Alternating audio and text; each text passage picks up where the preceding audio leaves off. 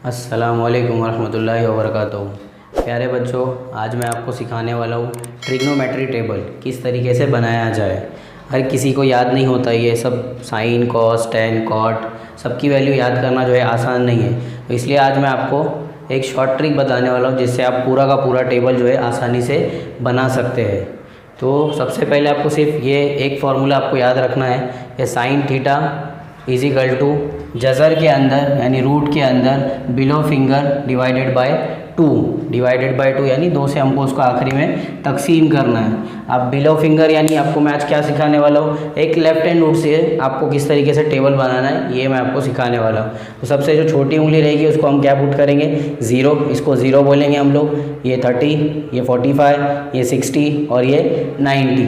तो below finger मतलब अब जैसे मैंने ये मिडल फिंगर लिया तो मिडल फिंगर को अपन ने क्या नाम दिए है 45। तो 45 इसको आप फोल्ड कीजिए, इसके नीचे कितनी उंगलियां दिख रही है 2, तो रूट के अंदर हम लोग क्या लिखेंगे 2 लिखेंगे। तो इस तरीके से आपको बनाना है। तो चलिए स्टार्ट करते हैं हम लोग सबसे पहले साइन 0 की वैल्यू से। तो साइन 0 यानी सबसे छोटी उंगली वाली को हमने 0 बोले हैं उंगली को, तो 0। अब इसके नीचे कोई उंगली दिख रही है क्या आपको, नहीं है, तो क्या लिखेंगे हम लोग रूट के अंदर यानी जज़र के अंदर 0 और बटे में आ जाएगा 2। इसको जब अब हल करेंगे हम लोग सॉल्व करेंगे तो 0 बाहर निकलेगा रूट से तो 0 ही रहता है, डिवाइड में 2 एज इट इज़। फिर उसके बाद 2 से इसको अब तकसीम करेंगे, डिवाइड करेंगे तो आंसर क्या मिलेगा हमको 0 ही मिलेगा। तो साइन 0 की वैल्यू क्या आएगी 0 आएगी। उसके बाद साइन 30, तो साइन 30 यानी फिर से आप लेफ्ट हैंड निकालिए तो 30 हमने रिंग फिंगर को बोले तो ये 30, तो इसको फोल्ड कीजिए तो उसके नीचे कितनी उंगलियां दिख रही है हमको, सिर्फ एक उंगली दिख रही है। तो रूट के अंदर यानी जज़र के अंदर क्या लिखेंगे 1 बटे में लिख देंगे 2। अब इसको हल करेंगे तो 1 का जज़र यानी एक जज़र से जब बाहर निकलता है रूट से बाहर निकलता है तो क्या होता है वो 1 ही होता है बटे में 2। अब इसको आगे हल करने की ज़रूरत नहीं है, बस यहाँ पर आंसर आ गया अपना साइन 30 का। तो साइन 30 1 बटे 2 यानी 1 डिवाइडेड बाई 2।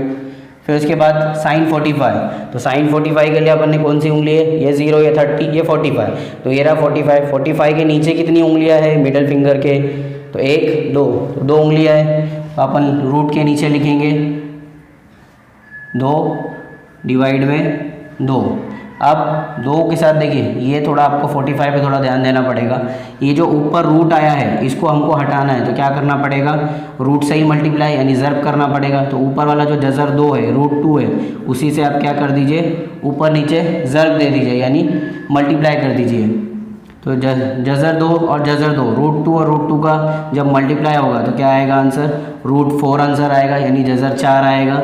और उसका इधर बटे में भी जो है उसका आंसर क्या आएगा 2 जज़र 2 यानी 2 रूट 2। अब इसको देखिए जज़र 4 को जब आप बाहर निकालेंगे तो 4 जो है किसका मुरब्बा है, तो 4 किसका स्क्वायर है वो 2 का स्क्वायर है, तो 4 बन जाएगा 2 डिवाइड में एज इट इज़ जैसा था वैसा ही लिखेंगे। तो देखिए यहाँ से 2 1 2, 2 1 2, 2 1 2 यानी 2 1 2, 2 1 2। तो क्या आंसर मिला अपने को, ऊपर मिला 1 और बटे में यानी डिवाइड में क्या मिला जज़र 2 यानी रूट 2। तो साइन 45 की वैल्यू क्या आई 1 रूट 2, 1 जज़र 2। इसी तरीके से साइन 60, तो साइन 60 अपनी ये वाली फिंगर है तो इसके नीचे कितनी उंगलियां है 3, तो लिख दीजिए जज़र के अंदर 3 बटे में 2। इसको हल कर सकते क्या अपन, नहीं कर सकते, तो इतना ही रहने दो। तो सिर्फ ये आ जाएगा जज़र 3 बटे में 2। साइन 90, तो साइन 90 क्या है अपना थंब के देखिए कितनी उंगलियां बची है 4, तो लिख दीजिए यहाँ पर 4 रूट के अंदर और डिवाइड में 2। इसको सॉल्व कीजिए, 4 जो है किसका मुरब्बा है, किसका स्क्वायर है वो 2 का स्क्वायर है, तो डिवाइड में 2 एज इट इज़ 2 1 2, 2 1 2 यानी 2 1 2। तो आंसर क्या मिला साइन 90 का 1 मिला अपने को। अब इसके बाद क्या है साइन आ गया तो इस साइन के जो है सारी वैल्यूज़ को पलटी मार दो, वो कॉस की वैल्यू है तो जो यहाँ का 1 है वो इधर आ जाएगा यानी कॉस 0 की वैल्यू क्या आएगी 1 आएगी। फिर उसके बाद जज़र 3 बटे 2, तो ये जो जज़र 3 बटे 2 है वो उसको इधर लेके आ जाएंगे तो साइन कॉस 30 की वैल्यू जज़र 3 बटे 2। फिर उसके बाद 45, तो ये तो 45 अपनी जगह पे ही रहेगा तो 1 जज़र 2, ये वाला 1 बटे 2 यहाँ पे ट्रांसफ़र कर दीजिए तो ये 1 बटे 2। अब ये वाला 0 यहाँ पर आ जाएगा यानी जो साइन की वैल्यूज़ है उसी को पूरा घुमा दीजिए तो आपको क्या मिल जाएगा कॉस मिल जाएगा। अब इसके बाद अपने को चाहिए tan की वैल्यू। तो tan किस तरीके से निकालेंगे, तो tan के लिए भी एक फॉर्मूला आपको याद रखना है, सिर्फ tan theta is equal to sine theta divide में कॉस थीटा, यानी तकसीम कॉस से करना है। तो समझिए tan का अपने को निकालना है, tan 0 की वैल्यू निकालना है, tan 0 की वैल्यू, तो साइन की वैल्यू ऊपर आना चाहिए। तो साइन कितना है 0, कॉस कितना है, डिवाइड में कॉस दिया हुआ है ना, तो कॉस की वैल्यू कितना है 1 है, तो 0/1 यानी 0 डिवाइडेड बाय 1, तो आंसर क्या मिलता है हमको 0 ही मिलता है। तो tan 0 की वैल्यू क्या मिलेगी हमको 0। इसी तरीके से 30 निकालना है, तो 30 का भी बता देता हूँ एक बार आपको, tan 30, तो 30 निकालने के लिए यहाँ पर वैल्यू पुट करेंगे tan 30 का, तो साइन की वैल्यू क्या है 1/2, इस तरीके से लिखे 1/2, फिर फॉर्मूले का ये था डिवाइड या तकसीम, नीचे में क्या है cos 30 की वैल्यू जज़र 3/2, तो जज़र 3/2, देखिए यहाँ से ये 2 कटा, यहाँ से 2 कटा, तो आंसर क्या मिलेगा 1/3। तो यहाँ पर लिख दीजिए 1/3। अब इस तरीके से आप कर सकते हैं वैल्यू रख रख के। तो देखिए यहाँ से ये जज़र 2 कटेगा, ये जज़र 2 कटेगा, तो 1/1 का मतलब क्या होता है 1 ही होता है। अब यहाँ से ये 2 कटेगा, ये 2 कट जाएगा, तो क्या मिलेगा जज़र 3/1 यानी √3/1, तो नीचे 1 की वैल्यू होती नहीं है, तो इसके लिए √3। अब ये यहाँ पर थोड़ा ध्यान देना है आपको, 1 डिवाइडेड बाई 0, जब 0 डिवाइडेड बाय 1 आता है तो आंसर हमको 0 मिलता है, लेकिन जब किसी को 0 से डिवाइड किया जाए तो उसका कोई वैल्यू अपने को फिक्स नहीं है, तो उसको हम क्या लिखते हैं यहाँ पर x लगा देते हैं हम लोग, कि वैल्यू इसकी पता नहीं है हमको। फिर इसके बाद tan मिल गया अपने को। अब cot चाहिए, तो cot जो है tan का उल्टा होता है, tan का उल्टा यानी देखिए अभी एग्जाम्पल, ये tan का फॉर्मूला है sin अपॉन कॉस, तो cot का फॉर्मूला होगा इसी का उल्टा cos अपॉन साइन, यानी यहाँ पर देखिए ये 0 है, 0/1, इसी को पलटी मारेंगे तो क्या आएगा 1/0।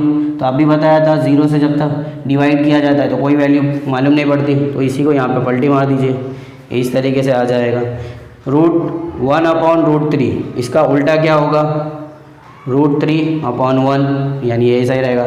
1/1 आंसर क्या आएगा 1 ही आएगा। फिर उसके बाद ये √3 है, √3 के बट्टे में कुछ नहीं है, तो मतलब क्या है 1 ही है ना, √3 अकेला है, इसके बट्टे में कुछ नहीं मतलब 1 है, तो इसका उल्टा मारेंगे तो क्या हो जाएगा 1/√3।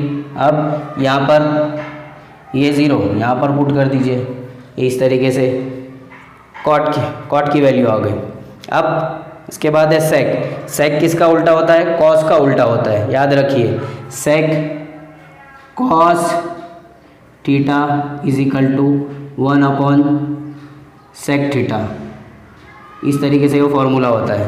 तो आप वैल्यू पुट करेंगे तो कॉस सेक जो है किसका उल्टा होता है कॉस का उल्टा होता है, तो ये 1 है, तो उल्टा करेंगे, इसके भी बटे में देखिए कुछ नहीं है मतलब क्या है 1 है ना, तो 1/1, तो आंसर क्या मिलेगा अपने को 1 ही मिलेगा।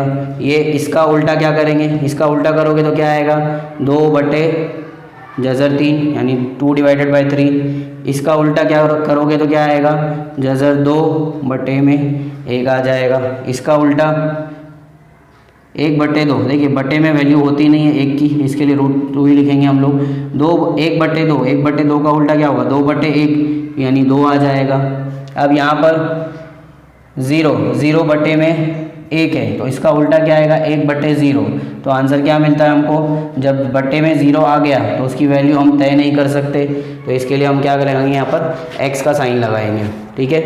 फिर इसके बाद अगला है कॉसेक, लास्ट है हमारा, जो किसका उल्टा होता है साइन का। कॉसेक जो है साइन का उल्टा होता है, तो कॉसेक मालूम करना है तो 0/1, तो 0/1 यानी 0 डिवाइडेड बाई 1, तो आंसर क्या मिलता है, इसका उल्टा क्या आएगा 1 डिवाइडेड बाई 0, तो 1 डिवाइडेड बाई 0 क्या आंसर आता है अपना, तय नहीं कर सकते हम लोग, बता नहीं सकते।